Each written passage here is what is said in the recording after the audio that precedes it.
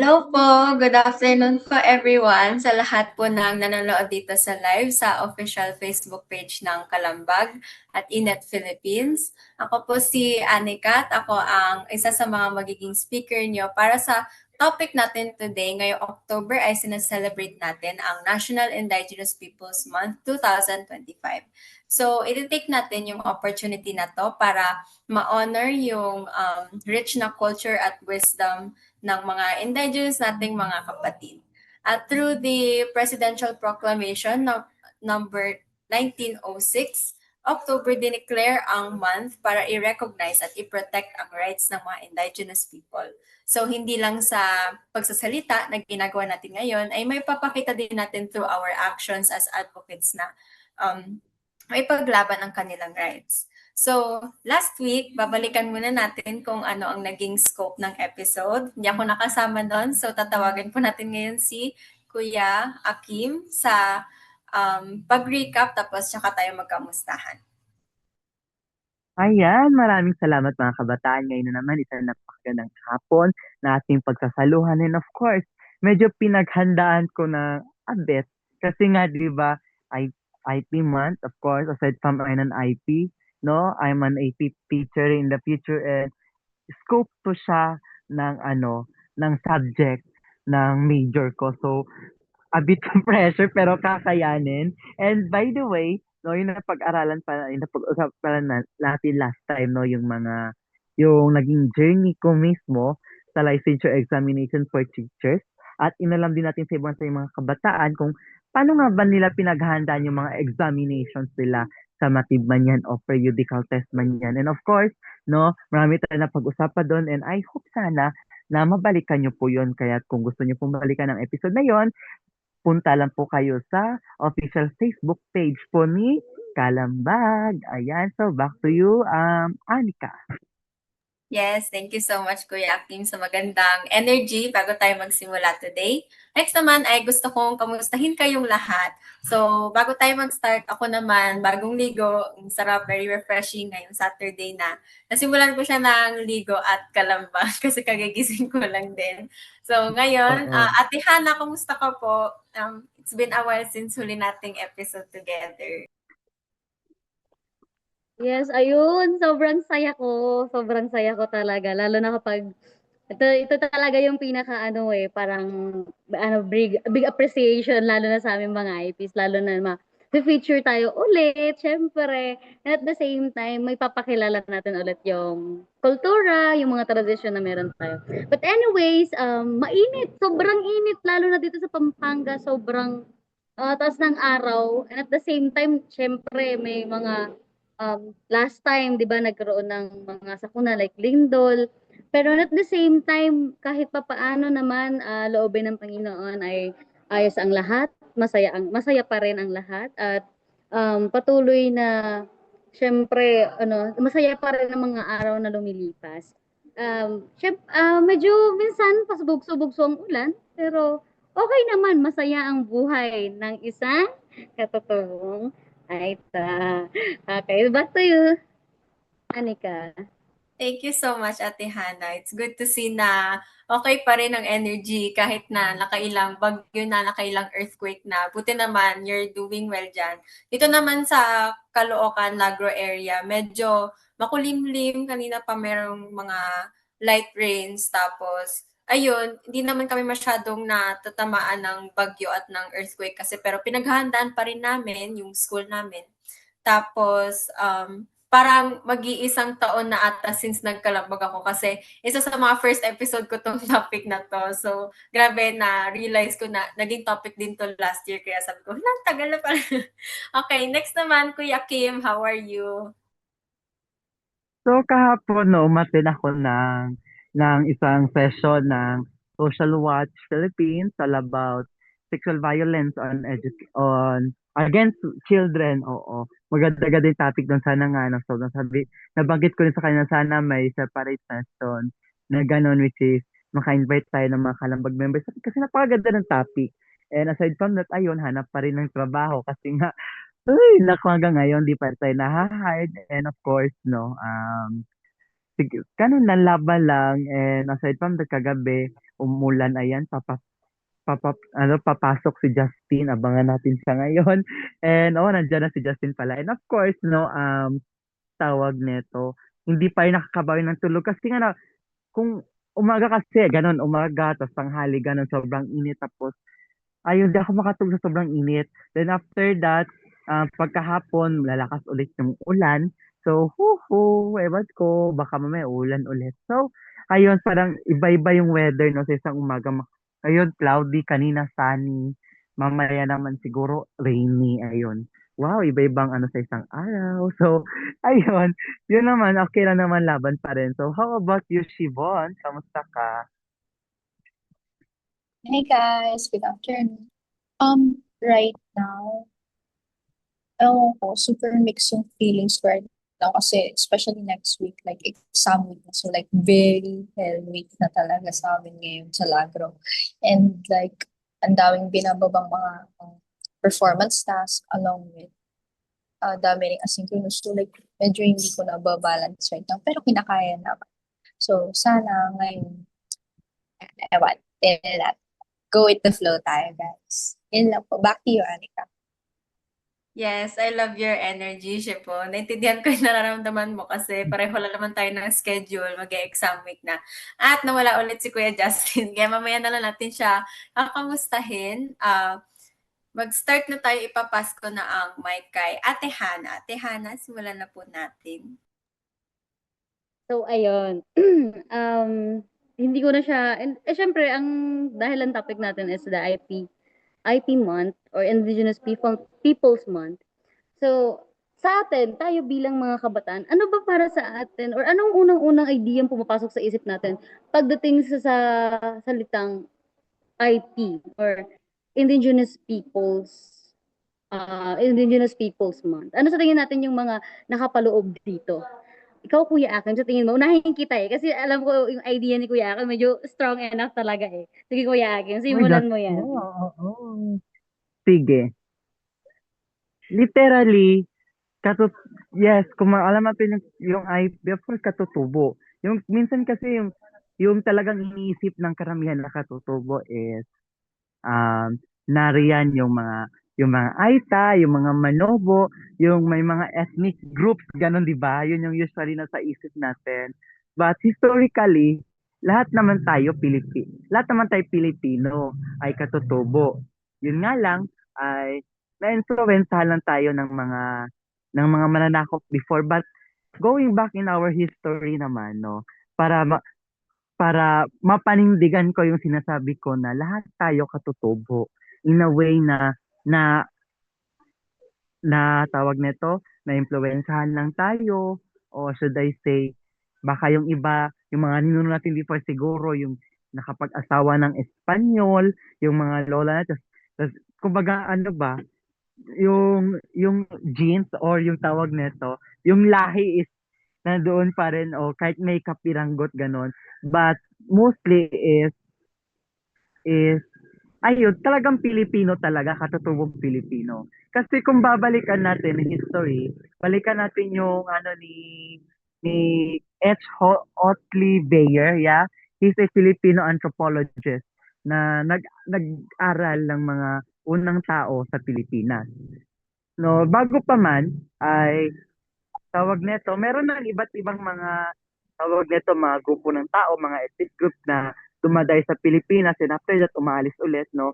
Ang naalala doon ni ang nasabi doon ni according to Bayer pala, sorry. Nauna dito yung mga Don man, yung mga Java man, but di sila nagtagal.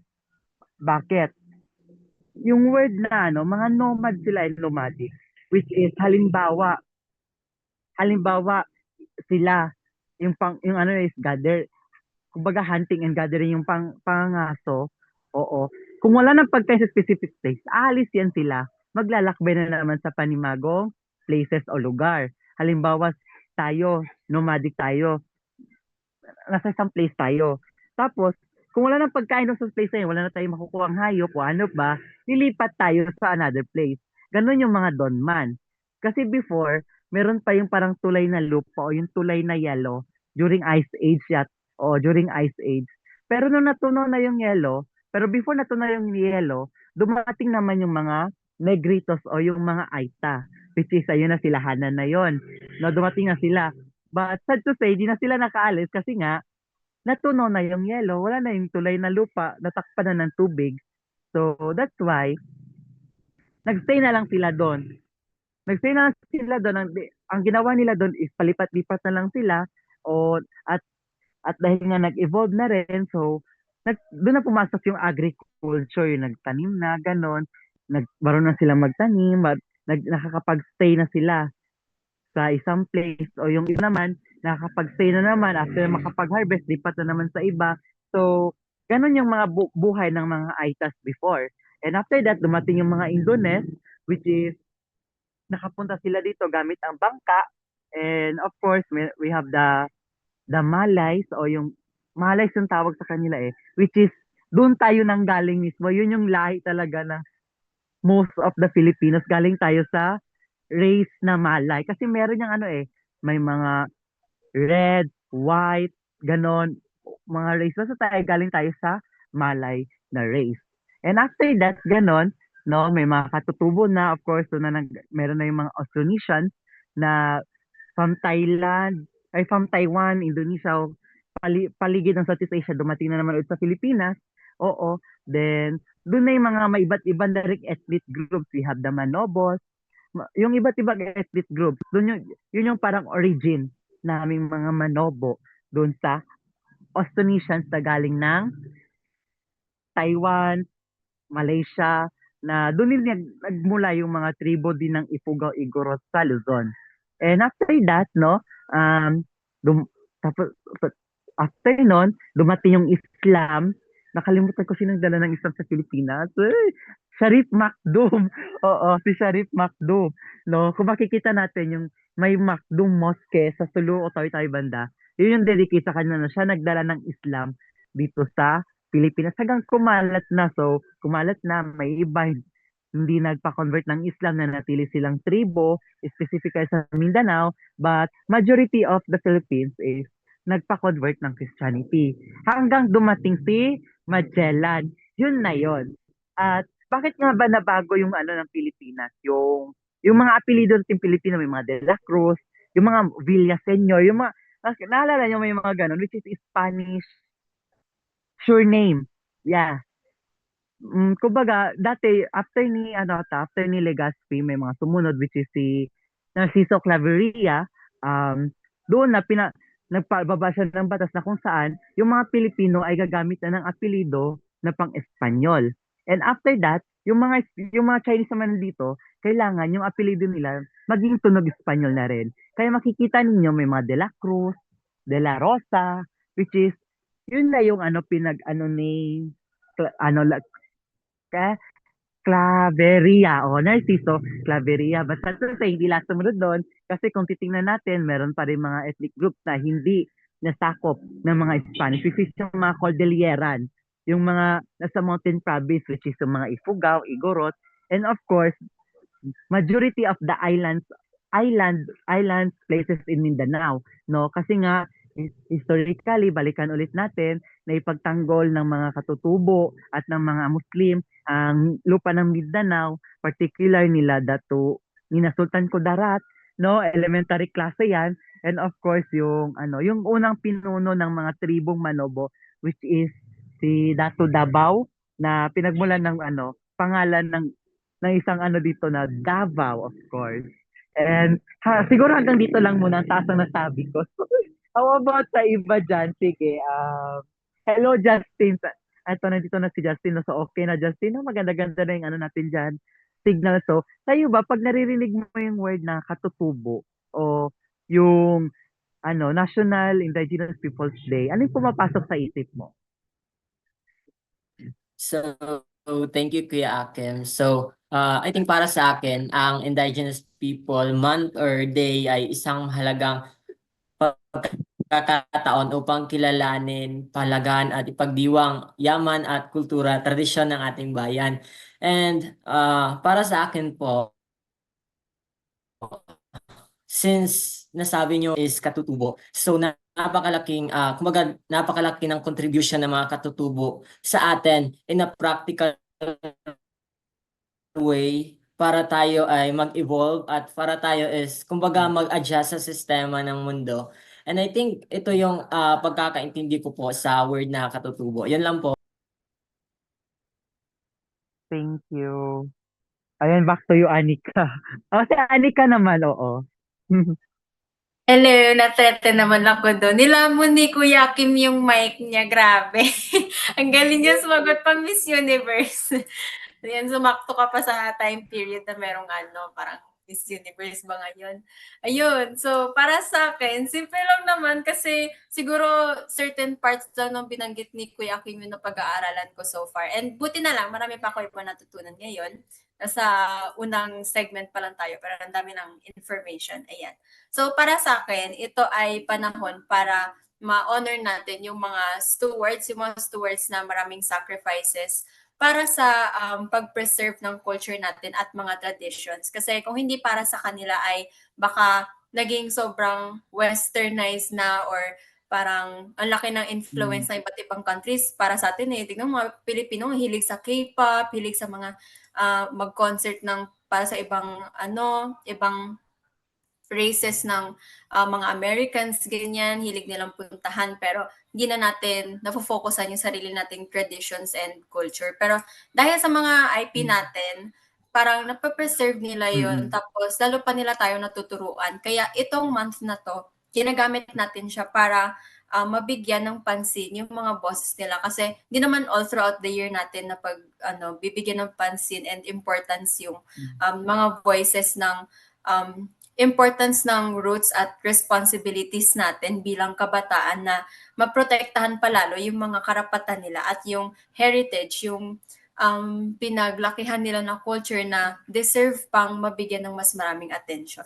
So, syempre, itong episode nito alone, hindi lang naman ito yung panawagan para makapag-build tayo ng isang environment na mapapa-feel natin sa mga IP na safe sila, na nakikinig tayo sa kanila.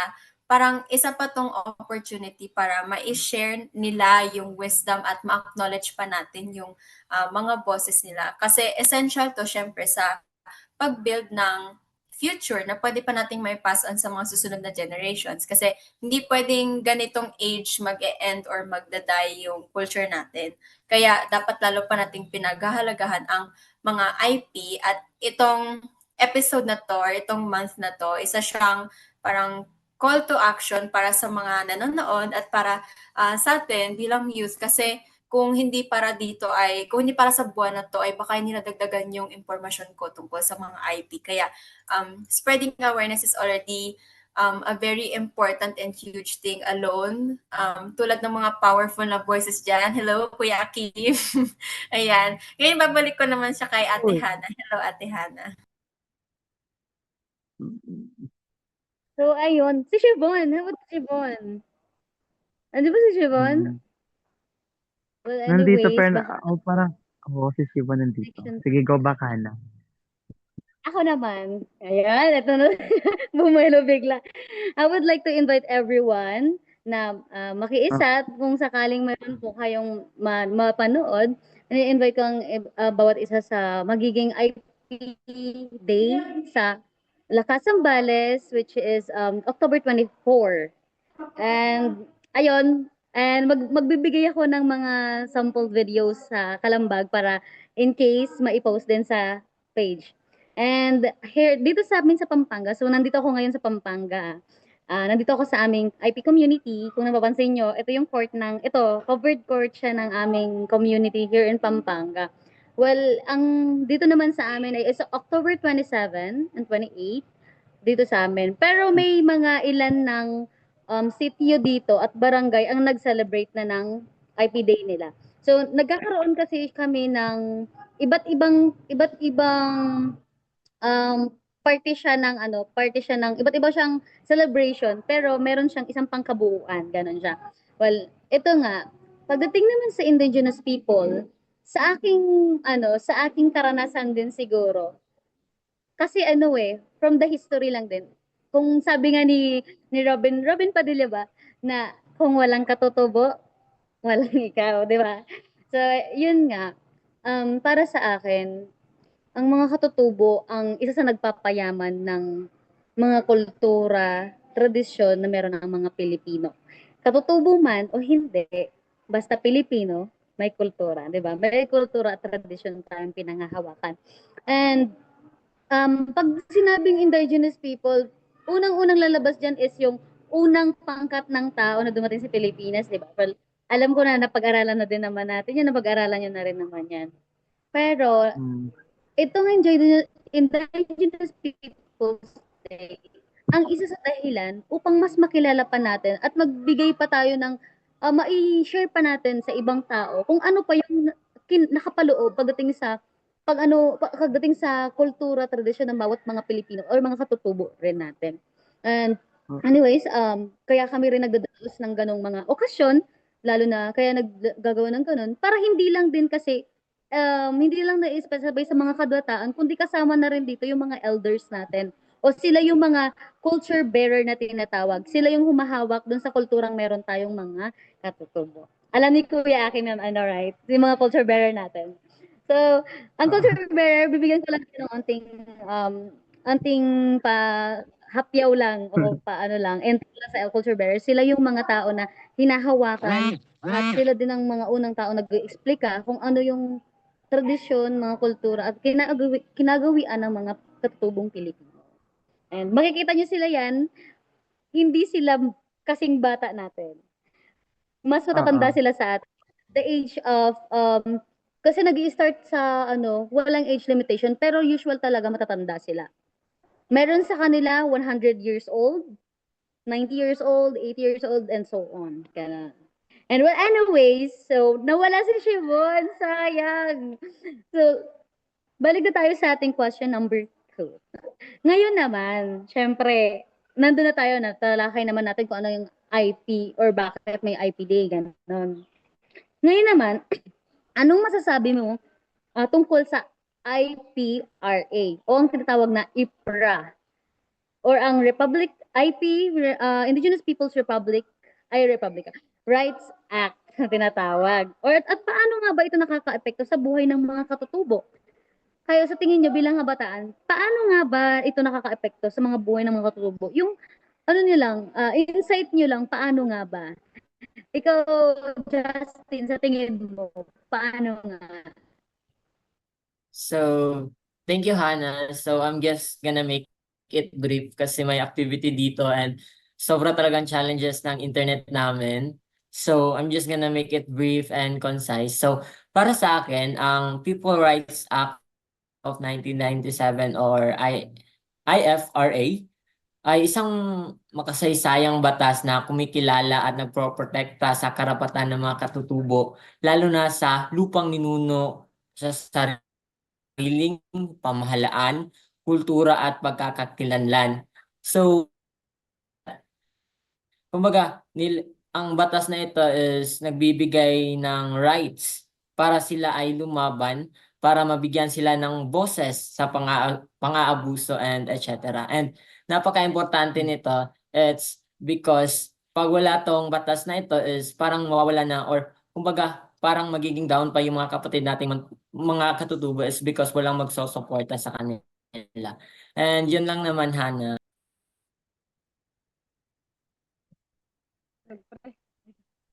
Okay, Anika, how about you naman? Ano sa tingin mo yung nakakaapekto sa buhay ng mga katutubo patungkol sa IPRA or yung Indigenous Peoples Right Act na?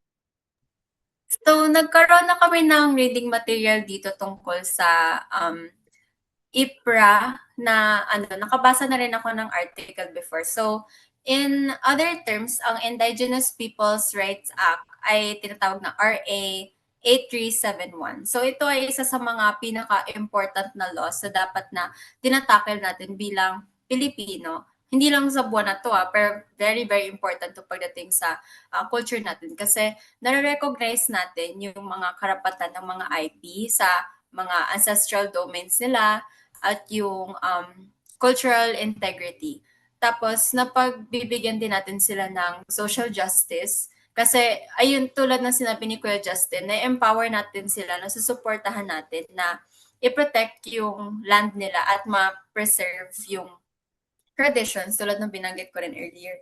So, meron akong friend na IP and ang sinabi niya sa akin, ang way para makuha or matawag na sarili nilang land yon ay kung hanggang saan yung natatanaw mo ay sa inyo yon. So, sabi ko, hello, sabi ko parang siguro sobrang yaman nito kasi parang iniimbitahan niya pa ako dun sa province nila kasi malaki raw ang lupa nila. So, ayun, meron din siyang kamag-anak, I think lolo niya yun or lola. Pero ayun, 100 plus years old na rin siya, tulad ng sinabi niya Hana kanina. Tapos, dahil sa Republic Act na to, ay nakapag-participate yung mga IP para mabigyan ng sariling boses at kahalagahan yung mga decisions nila. Kasi kapag hindi natin nabibigyan ng right na makapag-decide or may protect yung land nila, ay ganun lang din kabilis mawala ang culture. So, meron din siyang mga challenges at mga cons kasi hindi pa siya truly implemented. Kasi parang for other people, it's just a written law. So kung parang hindi mo pa siya i-raise sa mga abogado, ganyan, parang hirap na hirap silang ipaglaban yung sarili nilang land.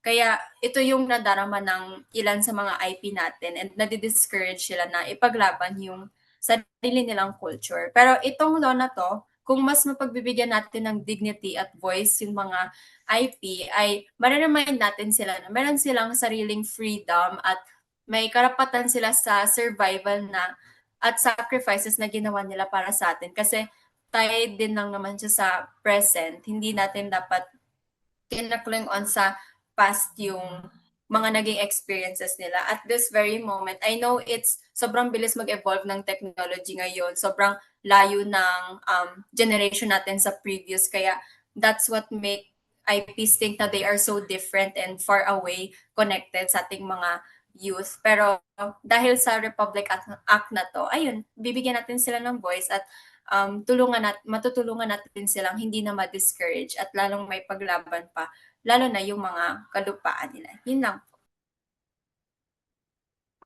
Wow, grabe no, napakalaman talaga ng mga ano natin talaga. Sobrang powerful talaga tayo. Anyways, andito na si Shibon, my gosh!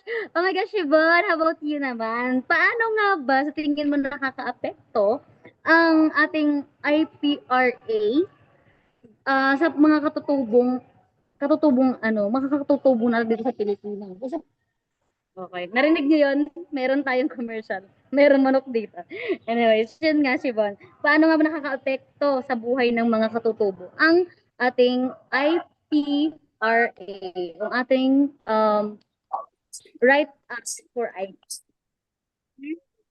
And so, for me, yun, medyo same na rin kami na answer ni Anika. Dadagdag ako na lang. So, mas para sa akin, mas nakikilala yung mga sariling batas, tradisyon, at parang mas nabibigyan sila ng karapatan na mamuhay ayon dito. Natutulungan din na tinutulungan ng mga katutubo na mapanatili ang kanilang mga lupang ninuno. Yun nga sabi ni Anika, yung mga ancestral domain nila, na yun talagang kanila talaga na mahalaga sa uh, pamumuhay nila, na kailangan talaga nila sa kultura nila at sa mga paniniwala. So, yun ang Ate Hana ko.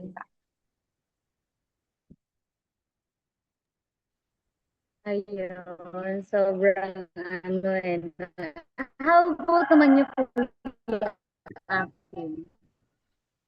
Kailangan natin marinig din kay Kuya Aki yung nakakatutuwa. Ayan, narinig. Hello? Hello? Ayan, narinig ba ako? Kasi naghang eh. Ayan, naghahang yata. So, ayun lang.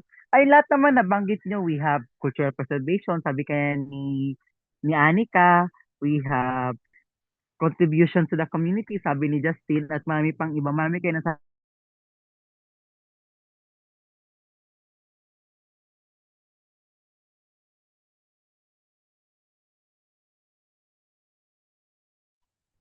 Connection talaga. kalaban talaga natin lagi yung connection. Well, anyways, ayun na nga. Hinihintay-hintay natin si Kuya Akim. Well, anyways, nabanggit niyo naman lahat and nakakatuwang isipin na habang kabataan pa tayo, habang bata pa tayo, meron na tayong mga kaalaman. Pero tama, talagang nabanggit niyo talaga lahat. Wala kayo napalampas. Pero, ayun na nga. So, ang Indigenous, para naman sa akin, ang Indigenous Peoples' Rights Act, ito yung nagbibigay ng karapatan. Mas pinalalawig niya yung karapatan ng mga katutubo. And, ito din yung nagbigay ng katatagan sa mga katutubo para maipakita nila kung ano ba dapat yung mga meron ng katutubo na pinaglalaban nila. So, yun na nga, nabanggit ni Anika kanina yung about sa ancestral domain. Well, alam niyo ba na sa Republic, sa may act natin, sa IPRA law natin, meron ng CADT. Meron ng CADT na ito na yung nagpapatatag or nagsusulong na meron ng sariling, meron bang pagmamay-ari talagang ma-IPs. O ito na yung tinatawag na Certificate of Ancestral Domain Title. Okay? Last week, naglungsad ang ating government ng seminar for the CADT dito sa amin sa Pampanga. And yun na nga, napakasaya. So, maraming mga pagbabago. I'm sorry sa background ko kasi medyo maingay, pero okay lang yan. Tapos, proceed na tayo sa number 3 kasi yung ating time is sobrang ang bilis. Ito na nga. Sa number 3 naman natin sa ating pangatlong question. Sa inyong palagay, ano ang pinakamalaking hamon na hinaharap ng mga komunidad na katutubo sa kasalukuyan? Ano yung mga kinakaharap nating mga napapanahong ang hinaharap ng mga komunidad sa kasalukuyan nating generation? Sa kayo, Kuya Akim, sa tingin mo, ano yung mga hinaharap nating mga hamon sa buhay at sa komunidad natin ngayon na papanahon?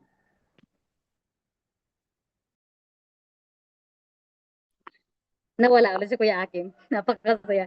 So back to you, Anika. Sabi mo na tayo, Anika. Sa tingin mo. Hello. Ayan, na-threat si Kuya Akim sa sagot ko kanina, kaya nawala siya. Pero para sa akin naman, ngayon ko lang nalaman actually yung sinabi ni Ate Hana na meron na palang mga certificate ang mga IP para may pakita na sa kanila talaga yung inown na land. Pero para naman dito sa tanong ni Ate Hana sa akin, ay siguro yung isa sa mga challenges na na-face ng mga IP ay yung mga threat na yung mga lands nila. Kasi kahit na merong mga certificates, meron tayong mga government officials na nag-abuse ng power nila. Kasi hindi naman mapigilan ngayon na maraming mga contractors or mga projects na nagaganap na ang dami nilang projects na nag-i-include ng mining at deforestation, mga large-scale development projects para lang ma-urbanize ang isang lugar. Tapos, syempre, bukod pa rito kasi kanina ang tinatakal natin yung land lang nila eh. Para naman sa mga IP, meron pa rin silang discrimination kasi very normal na may limited access sila sa education at sa healthcare.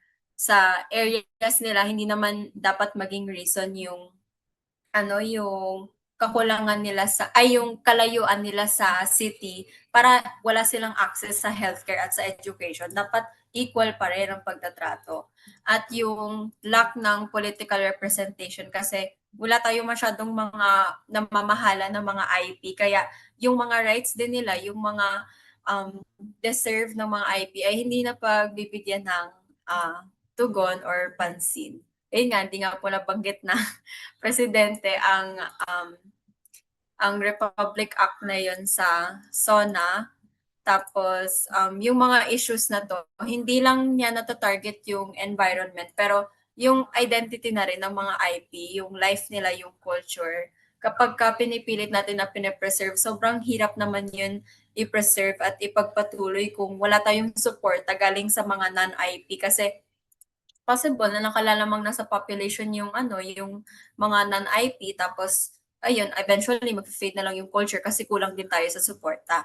So, as a nation, dapat mas lalo pa nating pinupush or bino-voice out or pakinggan, simply pakinggan yung mga boses ng mga IP para maprotektahan at ma-uphold natin yung mga rights nila instead na patuloy yung progress natin na sina-silence natin sila kasi yung direction kung saan papunta yung focus ng politics ng ng mga priorities ng iba't ibang companies ng ayan mga deforestation or mining ganyan. Isa siya sa mga daan para lalo pang ma-silence sila which is not nice. So balik ko to sa Ate Hana. Ayun, sobrang sobrang dami talagang kinakaharap ng ating ngayon. Nakakalungkot talagang isipin na may mga gano'n pa rin talaga. Pero yun nga lang, tayo bilang kabataan, aral yun. Aral sa atin yun na dapat hindi gano'n. But anyways, so ayan nawala si Kuya Akim. Ngayon nandito siya. Kuya Akim, bigyan mo naman muna kami ng kahit medyo maikli lang na na sa tingin mo mga hamon na kinakaharap natin ngayon sa mga komunidad ng mga katutubong, mga community, mga IP community na kinakaharap natin ngayon. Sa mga napapanahong hamon sa buhay ng mga katutubo natin. Yeah. Ayan, clear na boses ko? Ayan. Clear na ba? Ayan. Una dito, sabi na natin edukasyon. Sabi natin na ubo na in the rural places. Mas malayo kaya ka pa ng 5 tatawid ka pa ng 20 plus na ilog, gano'n. So, talagang yung access ng education doon, minsan, primary lang, pag kailangan pumunta tayo, which is mga yung lalakarin. Kung di naman elementary, high school.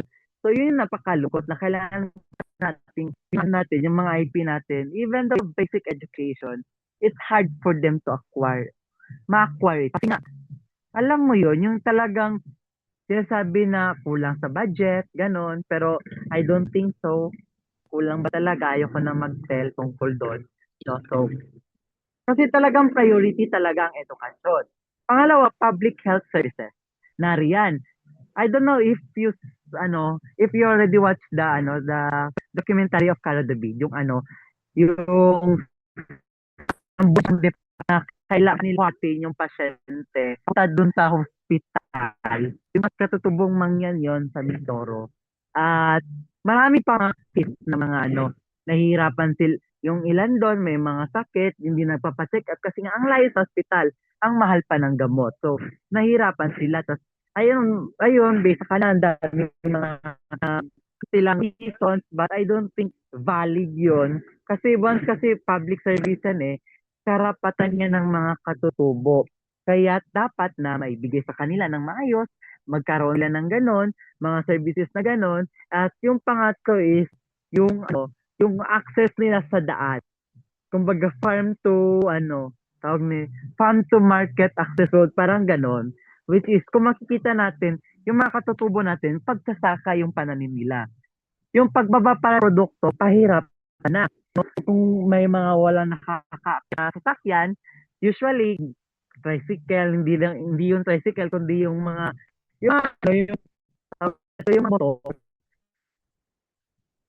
Talaga pahirapan kasi ang ending mura pa yung bilis kanila na buyer. Dating dyan sa Metro Manila, ibibenta ng napakamahal. So, talagang sila yung nalilito din naman. At meron din yun sa mga katutubo na talagang sikap mag-aral kasi nga mismo sila, niloloko sila ng mga ng ibang tao na halimbawa, benta nito is ganito. Pero baba nila kasi ang dami nilang rason kahit hindi naman yung tamang rason. So, ayun, yan yung mga yan yung mga para sa akin naging suliranin na hanggang ngayon hindi pa rin ma-actionan kahit dito sa Mindanao. Kaya nga sana ma-actionan din ito para kami dito sa Mindanao, kami mga katutubo rito, hindi na kami tawagin na sa Saharan African level. No? So, alam mo yun. Alam ko narinig nyo to ha. Kaya, imbis na, yung iba nagalit, pero yung iba, para ginawa na lang nilang meme, ganon. So, ayun, lang, tawag nito masakit, pero, naman yung totoo na, mukha kaming taga-Sub-Saharan African. So, Dahil nga doon sa, human, ano yun? Tawag nito? Basta human index yun, ganon. Yun yung binasyan. Pero kung totoosin naman, kung titingnan naman, i-compare naman, napakalayo naman, no? Hindi naman talagang ganon ka-level, kundi napakalayo naman. Nakalimutan ko, basta human index yun eh. Oo, nasa tuloy ng dila ko, hindi ko maano. So, back to Johanna. Baka maisip ko may sabihin ko na lang.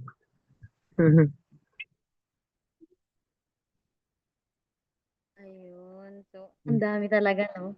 Habang tinitignan ko kung gaano karami. Well, bigyan ko lang kayo ng um, isang experience about that. Yung sa ano, yung sa yung sa mga facilities, ganun. Ay, so, ayun na nga, about sa mga facilities, may one time kasi na ganun nangyari. And alam nyo, kasi mayroon kasing mga government employees like, ano na, hindi naman kayo di ba dahil nga di ba nilungsad ng, wait lang, wait lang. Commercial lang, ante lang. Di ba inilungsad last time yun na nga na libreng serbisyo sa ating mga ITs. So, ang problema ganito yung nangyari. Sa isang ospital, mayroong isang bata na napunta sa isang ospital. Tapos ang sabi sa kanya nung ibang mga ano, government employees, kasama na rin yung ibang doctors. Libre yung serbisyo na binibigay namin sa inyo. Hindi kayo nagbabayad. Tapos gusto niyo asikasuhin namin kayo agad. Tapos gusto niyo asikasuhin namin kayo kaagad. So, yun 'di ba? Doon pa lang sa pangyayaring yun, may isip mo na kulang yung education, parang kulang yung binibigay na parang kulang talaga yung binibigay na foundation ng government para makilala yung mga ITs. Like, maliit yung tingin nila kasi hindi nga nagbabayad. Which hindi naman, di ba? Every person na pumupunta ospital, deserve na maasikaso. Deserve na mabigyan ng gamot, deserve na mabigyan ng serbisyo. And yun, masakit syempre yung isipin na ganun yung nangyayari. Pero naniniwala ako na sa mga susunod na henerasyon, hindi na ganun. Dahil nga, syempre educated na tayo mga susunod na henerasyon. Well, ayun na nga. Pero, kung narinig ko nakita ko si Justin nag-raise ng hand. Nandito ba si Justin or bigla siyang nawala? So, ayun, hintayin natin si Justin mamaya. Balikan natin yung question mamaya. Pero proceed muna tayo. Ngayon naman, kung meron ba kayong mga kakilala na IT na leaders or mga indigenous people pero leaders? May kilala ba kayo? At ano nga ba yung mga kwentong alam niyo tungkol sa kanila? So, ayun. Sa'yo, Anika, may kilala ka ba ng mga IP leaders? And ano ba yung alam niyong kwento tungkol sa kanila? Yes. So, meron din kaming na-discuss dito. So, at least kahit papaano, meron akong kilalang IP figure na nilalook up ko. Pero, balikan ko lang yung kanina, sa mga sagot yung narinig ko na sobrang laki pala ng impact ng healthcare sa mga IP. And bilang ako at si Levin actually na magkaklase, nasa isang pathway kami na caregiving, nursing, ayan, midwifery, lahat yon. Nangangako kami na hindi kami magiging ganun sa mga magiging IP namin na pasyente in the future if ever itutuloy namin tong course na to. Kasi, syempre, as the youth, let's be the change. Huwag na natin silang i-discriminate further kasi coming from our very speaker here na IP na merong experience na na-share dito, dapat maging isang calling na to na tigilan natin tong discrimination. That's very traditional pa na pagtrato sa kanila. So, para sa akin naman, hindi ko alam kung tama yung pronunciation ko, pero merong isang indigenous leader na napag-aralan namin na si Makli Ing Dulag. Isa siyang Kalinga leader na nag-stood against or parang kumontra siya sa Chico River Dam project nung Marcos era.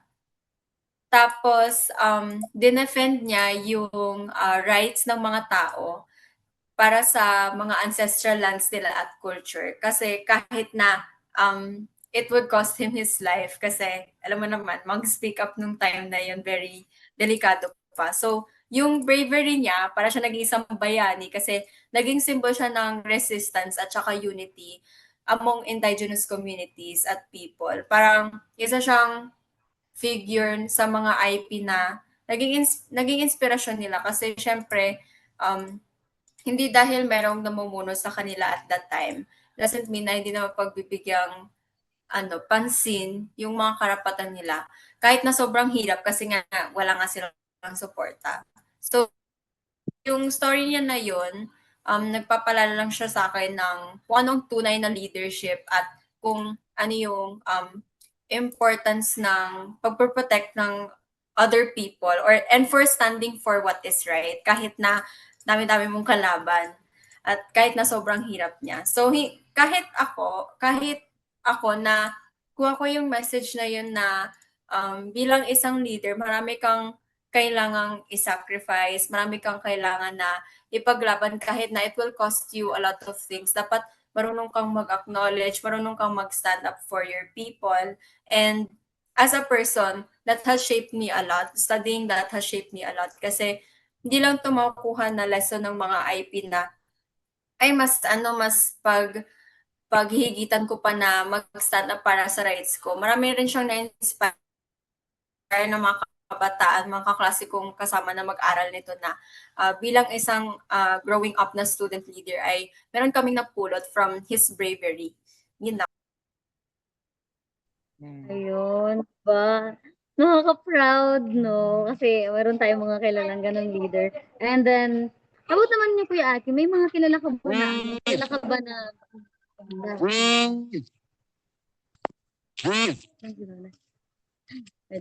So, ayun, ayun. kilala ka ba na IP leader na, at ano nga ba yung mga kwentong alam mo tungkol sa kanila? Oo.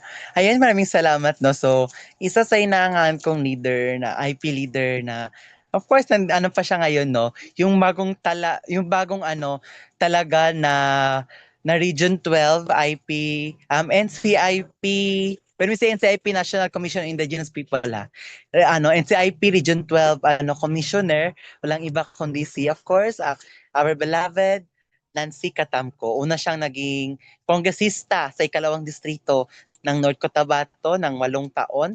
3 taon siya namuno bilang governor ng North Cotabato. And of course, kilala siya as diwata ng Mount Apo. Kasi nasa paanan kami ng Mount Apo. Ayan, medyo nakasandal na ako kasi medyo masakit sa likod. Ayan. So, dahil nga dun sa tawag nito, yung tawag sa kanya na bilang diwata o diwata ng Mount Apo, hindi ibig sabihin na yung fairy na nakikita natin sa TV, oo. Kundi yung women warrior, oo. Yung mga katutubong babae na lumalaban para sa karapatan ng mga katutubo. Of course, sa mga batas niya na ini-implement, lagi niyang sinasite yung IPRA, and of course, marami rin siyang mga project sa mga IP communities na kung saan kailangan yung mga patubig, patubig sa mga IP communities, no? At of course, livelihood na rin at marami pa rin iba. And with that, mas magiging tawag nito, mas magiging matatag o tawag nito, mas makikita natin na yung mga katutubo kaya din nilang mamuno, kaya nilang pamunuan, kaya nilang makakuha ng position, no, dun sa national and of course local government na may tapat na serbisyo. At makikita natin na yung position na meron siya ay ginagamit niya para sa kanyang mga kapwa katutubo. Ayan, dahil tayo na lang dalawa, Anika, no? Tayo na lang dalawa yung natira, no? Ayan, parating si Hana. Naalala ko tuloy yung ako na lang isa noon. Pero sige, go back to you, Hana. Ayan, naghang din yata si Hana. Ayan, Hana. Okay ka na?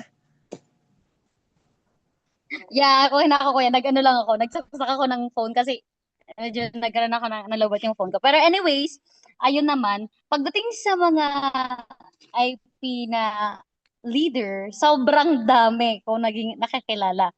Kasi sa hindi alam ng nakararami, isa rin ang aming pamilya sa parang naging isa sa mga nasa linya ng mga leader. So, from our Greek lolo, sa aming pinaka lolo, sa great naming lolo, siya isang chieftain natin, kung hindi ako nagkakamali, naging chieftain siya. Naging IP leader din siya noon.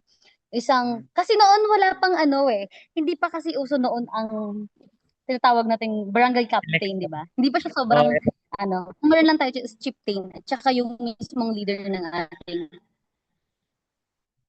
community.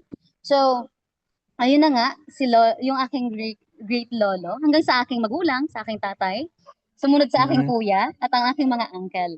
So, naging parte sila naging leader din sila. Leader din sila ng aming komunidad dito sa Pampanga. So, pagdating naman sa, sa Zambales, alam ko kilala ni Kuya Akim, hindi ako nagkakamali, Kuya Akim, kilala mo si Sir Tobag Hugatan? Oo. Si Sir Tobag Hugatan, ang isa sa leader ng Lakas Community, which is kung saan ako nag-glow dito sa Kalambag. Nasa Lakas Community ako. And kasama rin ako sa Lakas High School noon. And then, ang dami kasi, kasama na din dito yung ating mga culture bearer na tinatawag, yung na-explain ko kanina. Kasama na dito sila Ate Epang, sila Ate Jerlyn, yung mga, actually, na-feature din sila dito sa Kalambag, pero hindi ganun kadalas. Hindi sila gaanong Yeah. madalas na pero minsan nakikita sila dito. I think maybe ma-recap yung ibang Yun, and mga kwento nila, sobrang dami. Hindi ko may kukwento ng isa-isa yon. And yun nga, so yun yung Kuya Akim. Ayan, tuloy mo lang, Hana. Tuloy mo lang muna yun sa'yo. May dadagdag Okay. lang ko, ma'am. So yun na nga, hindi ko may kwento ng isa-isa yun eh. Pero, napakadami nilang nagawa talaga. Lalo na pagdating sa tradisyon, mga kultura natin. So, talaga ang nagpapatatag noon.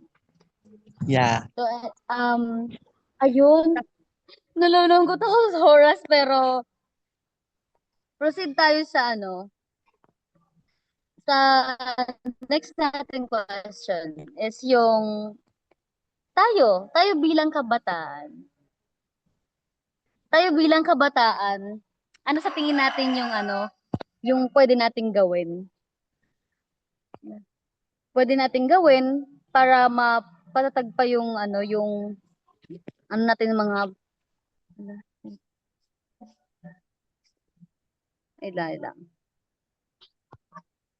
Ayan. So next naman natin, tayo bilang kabataan, ano pa yung pwede nating maitulong at maiambag sa ating komunidad at sa ating mga kaparehong kabataan? At ano yung mga pwede natin na mai-advise sa kanila na pwede natin gawin para makatulong din tayo at makaisa pa tayo sa mga programa na meron ng mga IPs. Ano sa tingin ninyo? At saka ano yung mga advice niyo para sa ating mga kabataan? Ikaw, Anika. Yes, so grabe, balikan ko lang yung kanina, ka-inspire naman yun. Sobrang dami nating leaders at ang dami nyo rin po palang kilala. Nung medyo baguhan pa lang po ako sa Kalambag, nakikita ko na laging sinatehan na lang. Sila Kuya Kim lang yung nasa meeting. Kaya siguro nag-flashback si Kuya Kim na siya na lang mag-isa. Pero nung nakikita ko pa yung mga previews, syempre nag-review ako ng videos para alam ko kung ano yung pinapasok ko, alam ko kung paano ako magiging advocate. Pero ayun, sayang na hindi ko lang sila naabutan nung na-feature sila sa Kalambag. Pero it's good to hear na meron silang na-share na story na very powerful at lalo pang nabibigyan ng awareness at ng exposure ang mga IP natin. So ako, bilang kabataan, since siguro yung number one thing na super duper important sa akin ngayon, yung pagiging campus journalist ko. Kasi bilang isang tagapag-spread ng news na accurate, na very straight sa facts, ay pwede kong gamitin yung boses ko at yung capabilities ko na makapagsulat at pahayag ng mga balita or ng mga advocacies tungkol sa mga IPs. Since sa school namin, hindi siya super duper close or hindi naman matataas yung walls ng mga nasa Lagro. Actually, very sobrang daming mga competitions at mga organizations ang partners ng Lagro. Kaya sobrang dali na kumalat ng word kapag meron kang ina-advocate or meron kang isang campaign. Madali lang din lapitan yung mga student councils namin. Kaya kapag meron kayong gustong ipag-focus na topic, gamitin natin example tong National Indigenous Peoples Month ay mapagbibigyan natin ng focus ang mga IP. So, syempre, meron din akong isang friend na taga-UP Manila na recently nagkaroon sila ng walkout sa mga classrooms. Tapos, bukod sa nag-advocate sila against the bad actions ng government, ay naisingit pa nila yung about sa Indigenous Peoples Month. Kaya super duper proud ako na nabanggit ko lang once na magkakaroon ako ng episode sa Kalambag tungkol dito ay nagawa pa nilang isingit. Kaya sobrang grateful ako na nagamit niya yung boses niya dahil sa topic na to. Tapos syempre, mga small actions lang din tulad ng pagrerespeto. Ito kinakausap natin ng isa't isa ngayon na may respeto. Sobrang laking difference na magagawa nun kasi mabibigyan natin ng compassion at empathy yung mga IP to let them know na they are not alone, na meron silang kakampi at meron silang kasama na mag-protect ng rights nila. At may ensure natin na yung mga bosses nila at decisions nila ay maririnig ng mga higher ups para magawa natin ng paraan. Kasi, ayun nga, sobrang hirap ng kumilos kapag wala tayong suporta at kapag hirap na makuha yung loss of discrimination kasi parang umiral pa rin siya. Anong taon na pero meron pa rin discrimination, di ba? Nakakasakit naman yun para sa mga IP at lalo na sa kung ngayong buwan pa to pinapairal. Grabe. So, ikaw naman, Kuya Kim, paano mo mapapakita bilang isang future teacher ang ang protection para sa mga katutubo?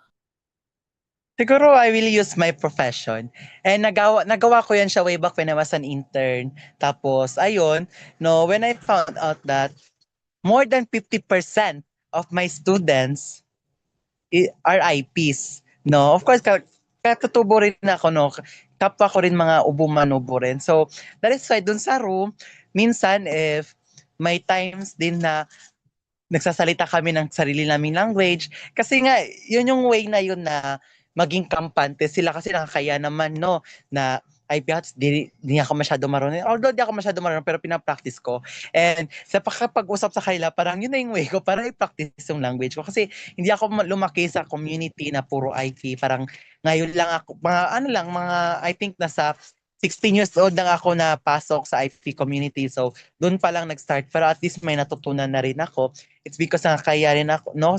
Kaya gaya din sabi ni Hana kanina, gaya din sila Hana, my family also is, tawag nito, mga unang namuno sa Kidapawan way back, before, during American period, no, nung naging, na si Cotabato, naging municipal si Cotabato, tapos naging municipal na rin si Kidapawan. So, ang una namuno sa Kidapawan is, of course, my late grandfather, Dato Shawan Incal, and hanggang sa, ayun, parang di na masyado nasundan, no, sa politika.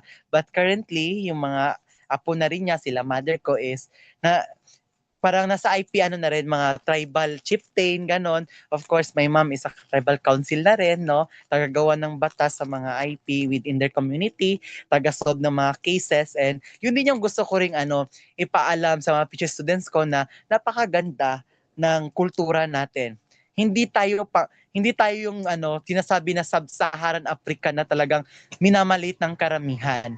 Kahit na yung mga nandun sa Africa, no, napaka-rich ng culture nila. I love it very much. Na talagang makikita mo na even until now, they still practicing their culture. And yun yung gusto kong mangyari pa rin dito sa atin na sa mga schools natin, if we have IP days, kasi dito sa Mindanao, usually may mga IP days talaga yan, no? Usually, may mga dances, and of course, I recognize also sa Ifugao, yung mga Igorots natin, sa mga weddings nila, yung sayaw nila is talagang kahit saan sila, no? Basta may they still practicing their dance, ayun, doing their dance, yung yung parang paikot.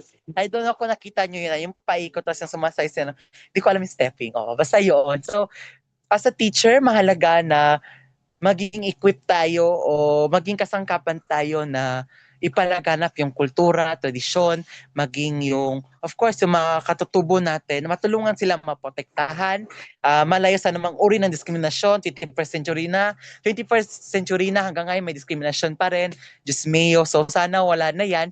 And of course, tayong mga teacher rin ay maging kasangkapan din tayo na i-uplift yung buhay nating mga kapwa katutubo na kahit pa paano ay makaangat din dahil nga ang pag-angat ng lipunan ay pag-angat na rin ng mga katutubo na naninirahan sa isang komunidad na sakop ng lipunan. Ayan, maraming salamat. Back to Johanna.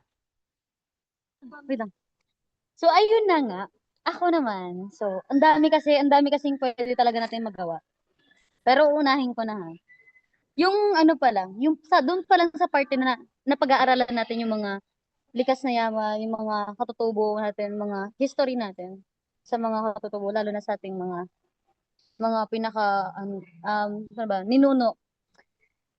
Malaking bagay na yon. Kasi at least at the same time, hindi na nila parang parang hindi ma-hypnotize hindi na nila yung parang ma-plagiarize yung tao, yung isang tao kasi mayroon na siya, may nalalaman na siya.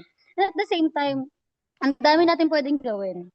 Yung pa lang sa makiisa tayo sa mga programa na nabanggit ni Anika yung kanina. Yung pakikiisa natin sa mga programa, yung pakiki-join natin sa mga seminars, and at the same time, mas palawigin pa natin yung pag-aaral, hindi lang sa basta may alam lang tayo. Dapat may pakialam din tayo, 'di ba? Sa atin presentasyon, tayo bilang kabataan, hindi na dapat tayo kailangan na tawagin pa ganon, yung kailangan pa na tawagin parang ganon, 'di ba? Kailangan tayo na mismo. Meron tayong kusang loob para ibigay yung serbisyo natin ng hindi nila kailangan na limusin sa atin yung dapat na ibinibigay natin bilang kabataan, 'di ba? And at the same time, siguro sa akin, sa nakikita ko, siyempre dapat tayo maging mapagmasid tayo lalo. Maging matalino tayo, maging wais tayo sa pagpili at ng mga ihahalal natin. Lalo na hindi naman na tayo pabata, kundi tumatanda na tayo. Papunta na tayo dun sa middle age, papunta na tayo dun sa pwede na tayong bumoto. Okay, piliin natin yung taong dapat at karapat-dapat. At bilang kabataan, hindi ka lang dapat kabataan. Maging kabataang may alam, kabataang may pakialam, dahil ang ating mga ninuno ay maging matutuwa at dahil ang ating lupaing ninuno ay tunay na atin. Okay ba? Yan lamang at so napakakapos ng oras pero napakasaya, 'di ba? Na natatalakay natin yung mga ganitong bagay at nagkakaroon tayo ng malaki pang kaalaman.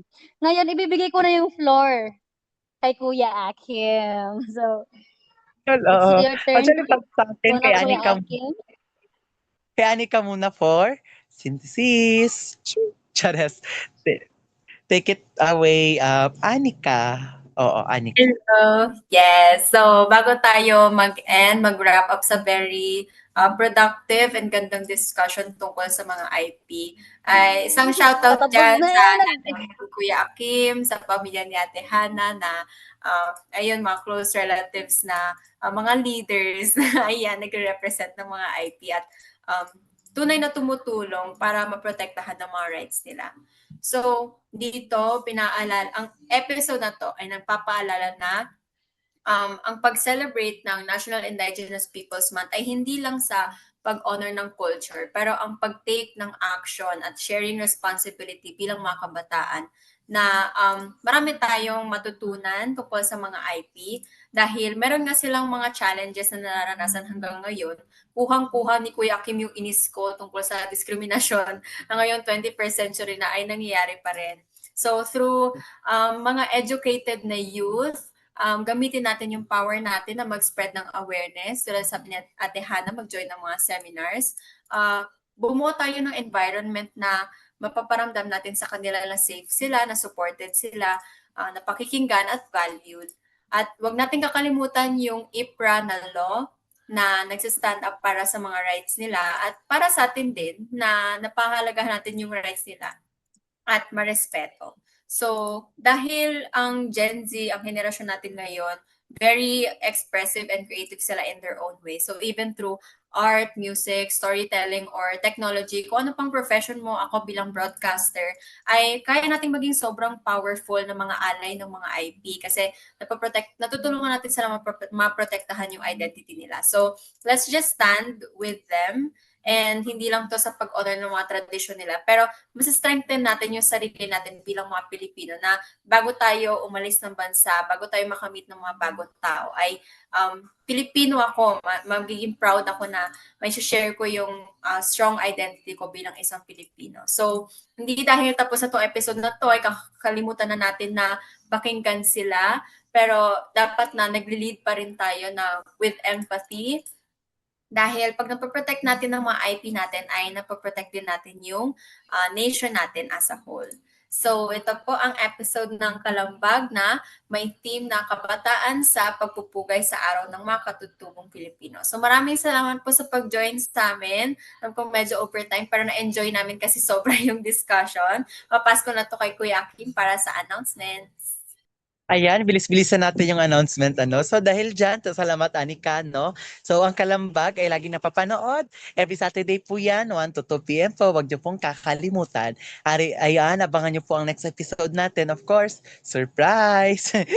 Oo, at isa pa, mamayang hapon pala, mamayang gabi, every Saturday po yan. 7 to 8 p.m. po yan. Nariyan po ang Senior City po, na kung saan dito natin mararamdaman na yung lifelong learning natin na kahit anumang edad ay of course matututo at matututo tayo sa anumang bagay. At panghuli po, mas inklusibong hipunan po, nariyan po ang senior seat. Nariyan po ang inklusyon na every Wednesday po yan, 3 to 4 p.m. po yan. Of course, bago ang lahat, salamat po. Of course, we have Sir JP na ating technical working group, no? Thank you so much, no? Technical worker natin si Sir JP. Maraming salamat. And of course, si Ma'am Bonsol na laging nakasubaybay at tagagabay namin sa Kalambag. Ayan, maraming salamat. No, isa kang sa amin, isa kang anghel sa Kalambag. And of course, sa lahat ng mga sa in the Philippines at sa iba nating partners, and of course, no, sa mga taga-subaybay natin na kabataan, maraming salamat po sa patuloy na suporta ipinagkakaloob niyo po sa amin. Huli po, ako po ang inyong lingkod, ang inyong Kuya Akim. Nariyan si Hana at saka si Hanika, kaway-kaway naman dyan. At ito ang Kalambag. See you next week and that is all. Thank you.